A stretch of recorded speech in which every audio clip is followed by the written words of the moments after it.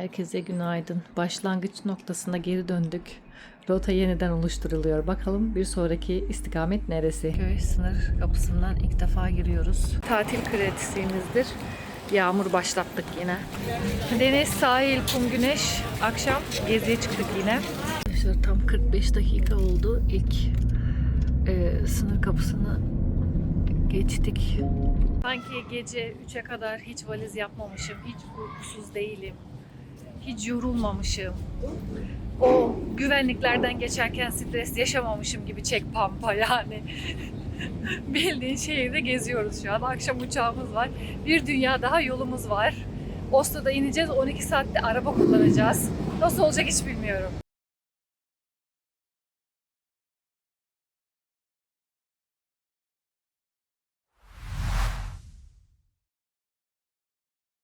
Kallı menemeni yemeden gitmiyoruz. Yola çıkmadan bir karnımızı doyuralım.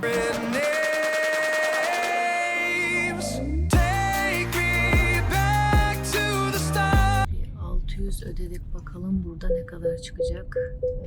600 de burada ödüyoruz. Hayırlı başarılar.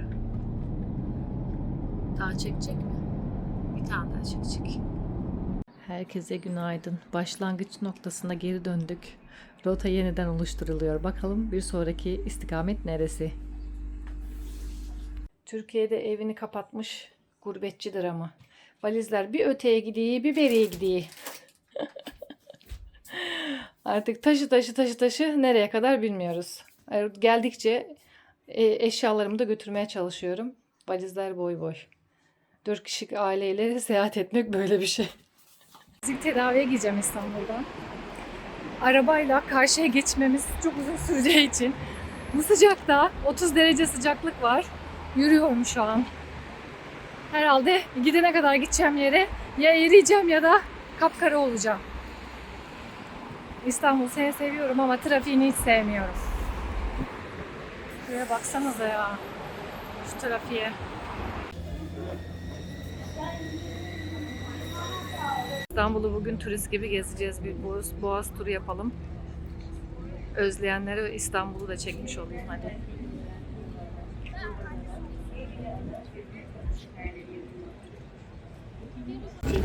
Sen dur öyle.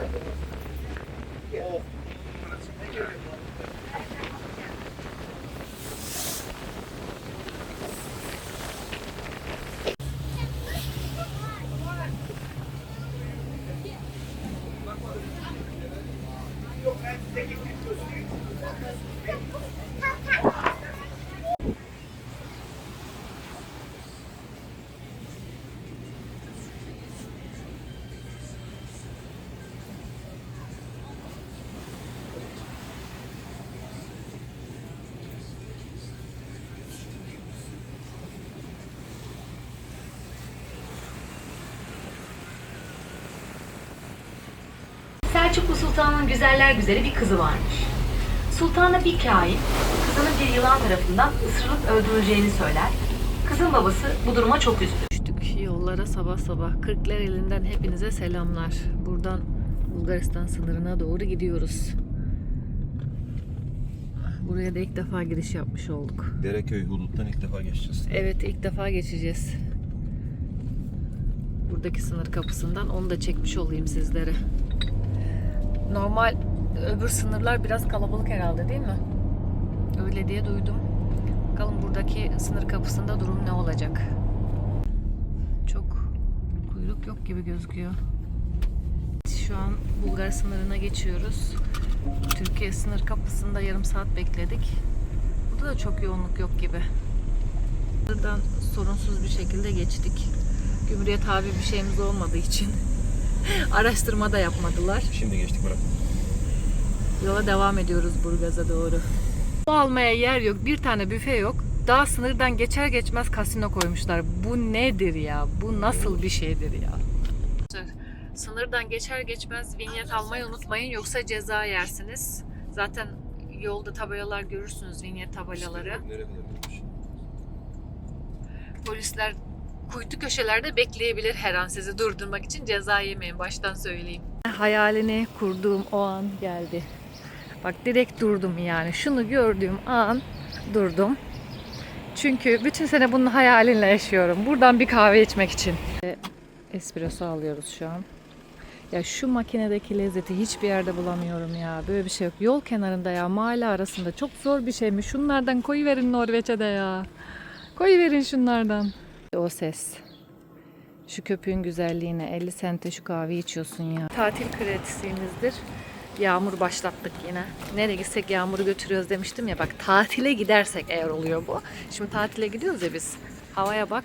Yağmur başladı. Muza deniz dalgalı, hava bulutlu. Her yer bomboş. Baksanıza hava bozuk olduğu için. Aslında yer güzel de gök gürlemeye başladı. Sonra şöyle bir panne getirdiler. İçerisinde köpek balığı eti varmış. Sorduk. Çok değişik geldi. Güzelmiş. Tavsiye ederim. Deneyin.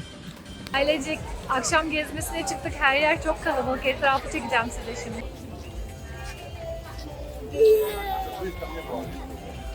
Şu an çok canlı. Akşam 8'den sonra bayağı bir canlanıyor buralar. Sunny Beach diye geçiyor bu taraf. Çok fazla Norveçli var bu arada bu taraflara gelen. Bu sene özellikle çok fazla gelen varmış.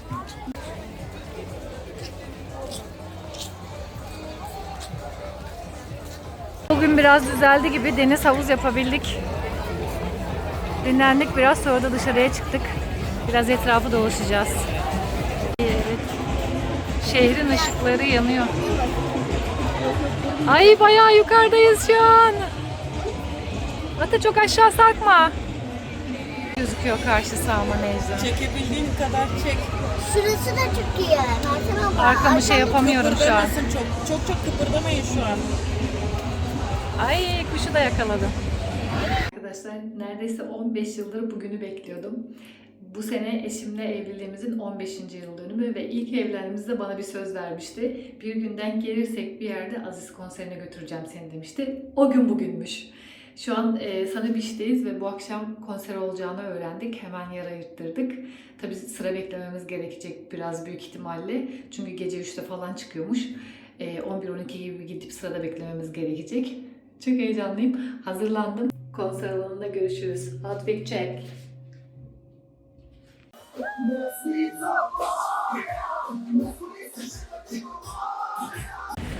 Hava şansımıza biraz açtı gibi. Kemiklerimiz ısınacak herhalde. Bayağı canlı buralar akşamüstü olmasına rağmen.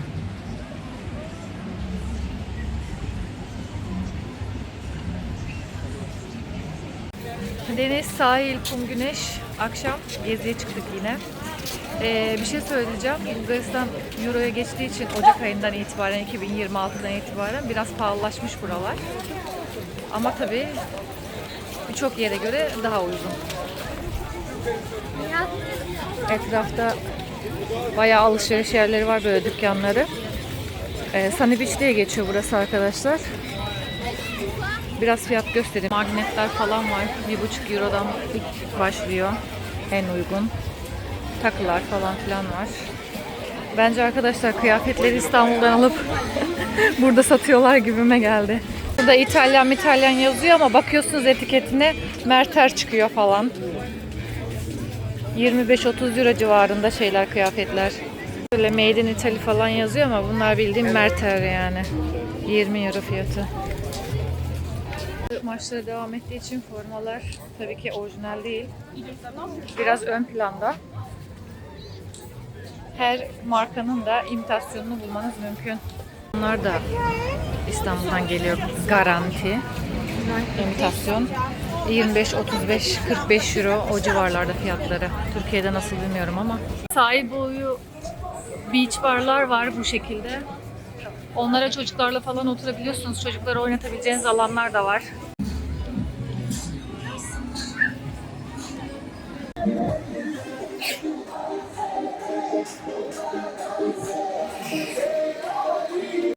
Yalnız şehir sabah 5-6, Allah ne verdiyse, çok canlı bir şehir. Benim çocuklar 11'e kadar dışarılarda. Normalde 8'de 9'da yatan çocuklarım en geç. Bir haftadır 11'e kadar dışarılarda. Bak Bakalım eve dönünce nasıl adapte olacağız sessiz bir ortama. Bu kadar sesten sonra çok merak ediyorum. Muhtemelen böyle bir boşluğa düşmüş gibi olacağız. Çünkü çok hareketli bir tatil geçiriyoruz şu an. İnanılmaz hareketli ve kalabalık bir tatil geçiriyoruz. Arkadaşlarımız da bizimleydi. Birkaç aile tatil yaptık. O yüzden çok fazla çekim yapamadım. Çoluk çocuk havuzlu bilmem neydi derken. Eve dönünce büyük ihtimalle bir boşluğa düşeceğiz gibime geliyor. Yaşıyor bu şehir yani. O sırada bizim şehirde millet kaçıncı uykusuna uyuyor belli değil. Hemen bir balık satan yer var, deniz ürünleri falan. Sasa aldık geçen de, çok güzeldi. Bugün de kalamar ve cips deneyeceğim. Fiyatları da göstereyim size. Bayağı taze yapıyorlar. Midye falan da var. Makinesinden gene lavazza kahvemi de aldım. Son günlerimiz bolca içmek lazım.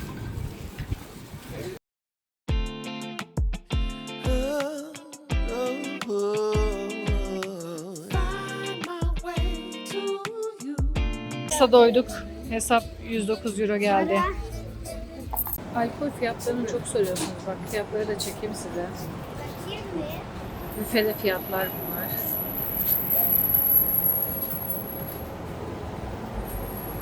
Senin kendi fiyatları.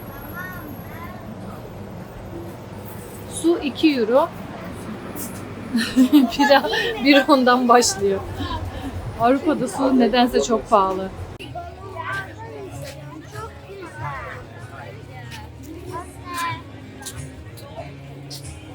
Bu kadar eğlence ve kalabalıktan sonra eve gittiğimizde çocuklar ne yapacak çok merak ediyorum.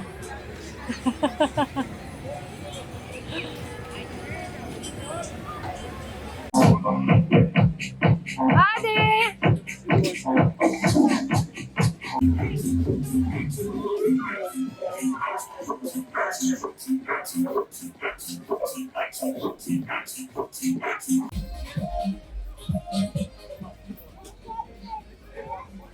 Dünya Kupası maçı var. İspanya, Arjantina. Her yer dop dolu şu anda. Oğlanın kulak ağrısı başlayınca kendimizi yollarda bulduk. Son kez baniçka, boza, ayran ve kahvemizi alıp sınıra doğru gidiyoruz. En yakın acile gireceğiz sınırı geçtikten sonra. Şu baniçkalar bunlar. Peynirli börek. Saat 5'e çeyrek var. Sınıra giriyoruz bakalım. Ya araç var, bakalım ne kadar sürede çıkacağız. Arkadaşlar tam 45 dakika oldu. İlk sınır kapısını geçtik.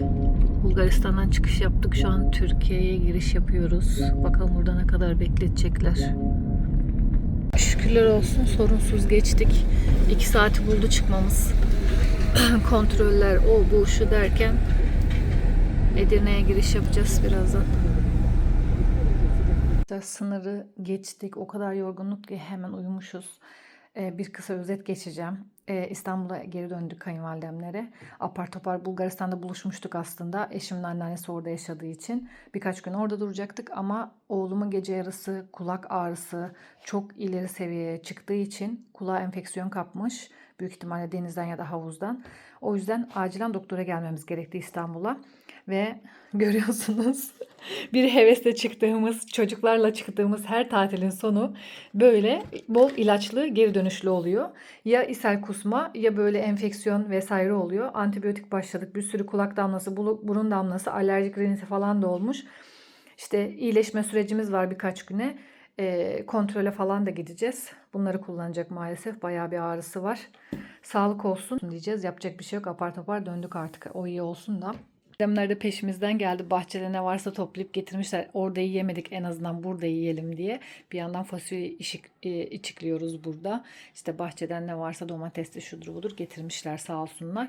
Orada görüşemediğimiz için onlar da peşimizden apar topar sınırı geçtiler. İstanbul'da toplaştık yeniden. Birkaç gün buradayız şimdi. Bu arada İstanbul'da dışarısı felaket sıcak. 33-34 dereceleri buldu ve çok nem olduğu için çok fazla sıcak var. Klimasız ortamda nefes almak mümkün değil. O yüzden ya hastane randevusuna gidip geliyoruz, kontrollerimiz vesaire var. Ya da işte alışveriş için çıkıp geliyoruz. Onun dışında evlerdeyiz son birkaç gün. Böyle geçireceğiz. Fazla bir yere kıpırdayamıyoruz. Çocuk hasta çünkü. O iyi olsun da bir an önce toparlayalım. Derdimiz o. Çünkü yola gideceğiz. Daha yolumuz uzun biliyorsunuz. Bu korna seslerini ve trafiği özlemeyeceğiz. Kaza olma. Allah kolaylık versin. Bu trafikte kaza olmaması zaten mucize olur. Bu da son günümüz. Göçmen kafesine geldik. Lavazayı ancak burada aynı tatlı içebiliriz Bulgaristan'daki gibi. O zaman bize afiyet olsun. Çiğ köftemizi, baklavamızı, alışverişlerimizi yaptık. Eve gidip hazırlık yapacağız artık. Valize bunları nasıl götüreceğiz hiç bilmiyorum. 4'e 10 var. Yağmurla geldik. Yağmurla gidiyoruz arkadaşlar.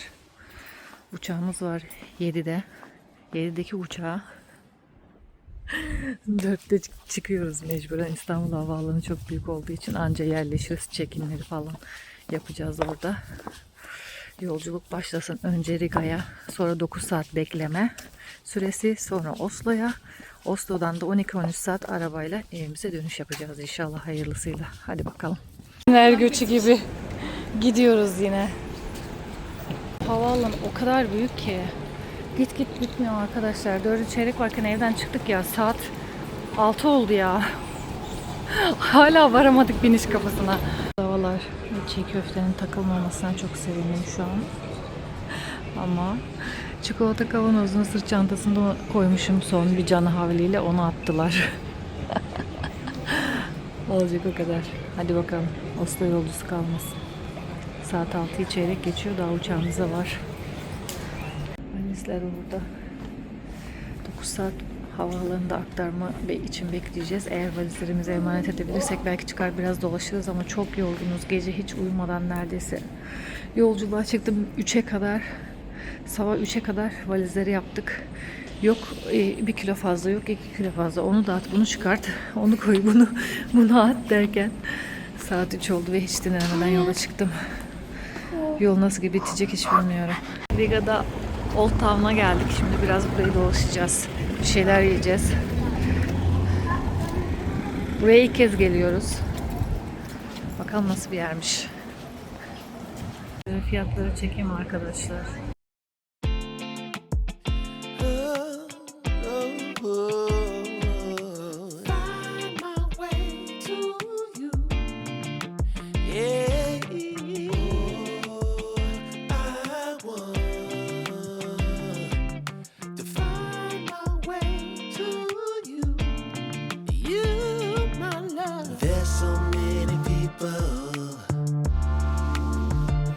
Say that they won't when they will.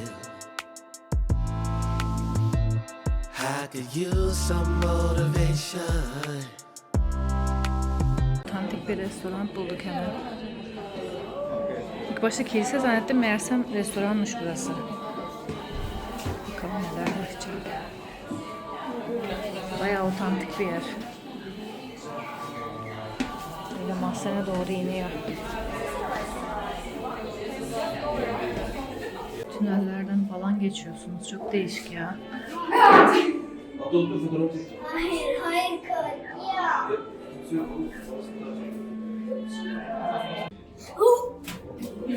Zindan mı burası, ne ya? Mahzen mi? O kuru kafaya bakın.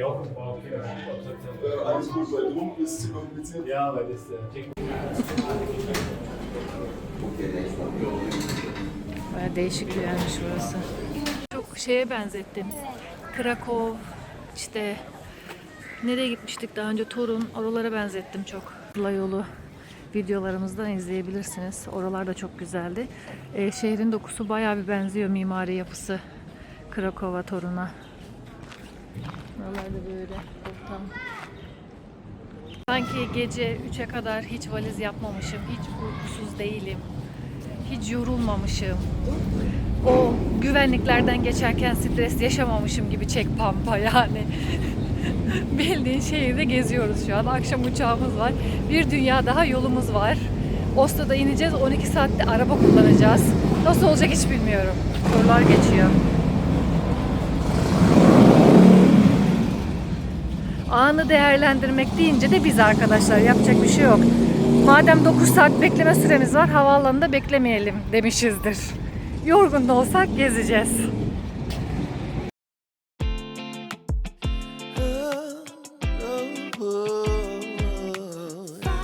my way to you. Yeah. Şehrin turistik yerlerini gezmek için şöyle mini tur trenleri var. Birden fazla bir seçeneği var. Onlara bindik, çocuklar yürümek istemediği için biraz turlayacağız böyle. 10 euro fiyatı. I want to find my way to you. You, my love. There's so many people who say that they won't when they will. I could use some motivation, but I know how I feel. Faster than you like, it's over and that's the end. Yeah. Faster than you like, it's over and that's the end. It's over and that's the end.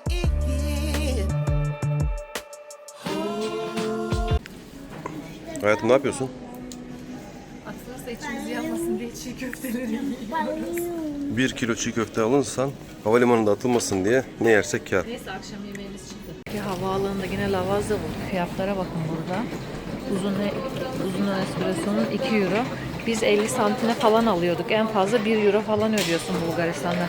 Riga pahalıymış euroya geçtikleri için burada da. Kahve inşallah aynıdır. Uçağımız 1 saat neredeyse rotaryaydı ya. Birer kahve daha aldık. Kendimizi ayık tutmaya çalışıyoruz. Resmen yıkılmadım ama ayakta da değilim gibiyim ya gerçekten. Bir de araba süreceğiz. Bakalım nasıl süreceğiz. Bu işte pek sürebileceği gibi değil. Biraz kestirmişim. Koltuklarda içeride. İyi geldi. Afiyet olsun. Kapta araba kiralama ya da taksi falan ayarlamanız gerekirse oradan ayarlayabilirsiniz. Biz şehir merkezine gitmek için Bolt kullandık. Uygulamasını indirdik. 10 euroya falan götürüyor havaalanından şehir merkezine. Sorunsuz güvenlikten geçtik. Uçağımız rötar yaptı demiştim. Gelmesini bekliyoruz. Hayırlısıyla bir Oslo'ya inelim inşallah. We keep on moving, we keep on moving along, we keep on rolling. No, we ain't slowing it down. Saat 10 çıktığımız saate göre, İstanbul saatine göre ama Norveç bir saat geri olduğu için şu an saat 9 varış saatimiz. Oslo havaalanındayız. Bagajları alıp inşallah devam edeceğiz. Şeyi getirmeyeceğiz bu sene dedikten sonra biz. Sırf var ya eşim bir şey getirmeyeyim diye 2 tane büyük valiz aldı. Sen misin öyle diyen? Gerisini doldurdu. Yapacak bir şey yok. We keep on moving, we keep on moving along, we keep on Saat 9.30 geçiyor biraz. 15 dereceye geldik. 35 derecelerden. Yağmurlu bir Oslo akşamı. Oslo'ya selam, yola devam. Aracımızı aldık. Sağ olsun arkadaşımız buraya kadar getirdi. Hemencecik yükledik. Yola devam ediyoruz. Bütün yol valizlere söylendikten sonra kocam daha eve varmadan yolda yemeye başladı getirdiklerimiz. Yiyeceğim tabi. O kadar taşıdım. Yiyeceğim tabi. Ama bu böreklerin çok özel bir sebebi var. Yememizin, bir an önce yememizin. Ta Bulgaristan'dan İstanbul'a geldi. İstanbul'dan Riga'ya geldi. Riga'dan da Oslo'ya geldi. Tabii yiyeceğiz. Annemizin elinden çıktı. O zaman afiyet olsun. Ata, afiyet olsun. Hadi bakalım yol yolunda gerek. Saat 22.12. %6 şarjla istasyona girdik. Bayağı istasyonun içerisinde bayağı da şarj istasyonu var. Şöyle göstereyim. Bu arada burada hava kararmadığı için hala aydınlık bu saatte. Arkadaşlar 20 dakikada %60 yaptık. 149.63 kron ödedik, gidiyoruz. Yani durduğumuz Aldal'da kadar geldik arkadaşlar. Saat 1'e geliyor. Bu arada %10'la girdik. Şarj ediyoruz şu an. 3.80 kahve başı ücreti. Çok yorgunuz. Burada biraz kestireceğiz. Daha devam edemeyeceğiz sanırım. Biraz uyuyacağız.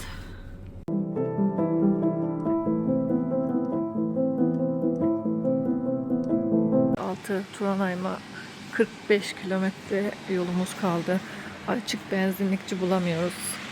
Tek bulduğumuz yer burası. Bir kahve almam lazım yoksa uyuyacağım artık. Kahve fiyatlarını da çekeyim sizlere. Şöyle.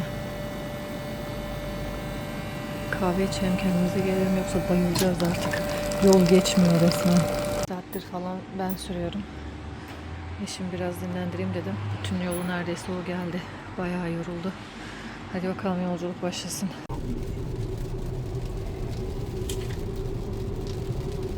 Leblebiler Çorum'dan Norveç'e geldi. Yağmur gördüm burada gelir gelmez.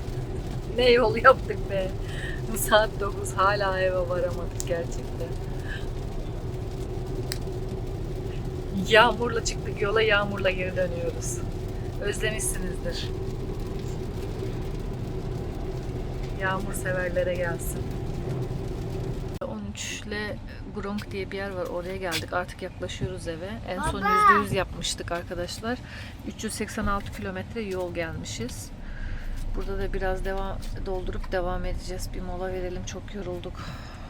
Arkadaşlar çekimleri parça parça yaptığım için çok da böyle istediğim gibi takip ederek çekim yapamadığım için yol ücretlerini, uçak biletlerimizin ücretini vesaire hepsini sonra en son toparlayıp videonun sonunda söyleyeceğim. Açıklama kısmına da detayları yazarım. Norveç'te yol ücretlerini nasıl ödüyorsunuz falan, onunla ilgili de linkleri falan bırakırım. Yani kafamız 1 milyon oldu yorgunluktan. Artık bir an önce eve gitmek istiyorum. İkinci kahve. 100 kilo valizle saat 12.30'da şükür evimize vardık. Hemen çiçekleri kontrol ettim.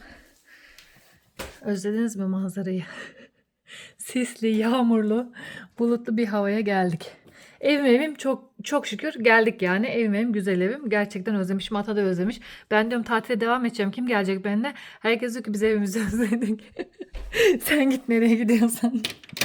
Vallahi ben de özlemişim. Nereye gidersen git insan evini özlüyor. Oh, valizler beni bekliyor arkadaşlar. Çok yorgunum. Önce yiyecekleri çıkartmam lazım. Bu sene sadece yiyecek getirdim. Bir gurbetçi valizinin beklenen sonu. O kadar kilo boşuna değilmiş. Bir şey bırakmamışım. Türkiye'de ne var ne yok götürmüşüm. Hatta Bulgaristan'dan da bir sürü şey var. Son dakika kayınvalidem de bir şeyler ekledi. Genelde yiyecek getirdim bu sene. Kıyafetlerimi bıraktım hatta Türkiye'de. Yiyecek getirdim. Taze yufka bile var valizimde. Bu sefer Bulgaristan'da bahçeden domatesler. Gitmemiz de gelmemiz bir olduğu için bahçeden hiçbir şey yiyemedik. Peşimizden geldi. Arkadaşlar çok yoruldum. Bunlar yerleşecek. Bu buzdağının görünen kısmı, bir o kadar da görünmeyen kısmı var. Onları dolaba attım acilen. Çünkü çözülmeye başlamışlar. Her şey yerleşecek. Her yerde şu anda. Ben gideyim biraz dinleneyim. Benim gurbet valizimi gördünüz. Sizlerin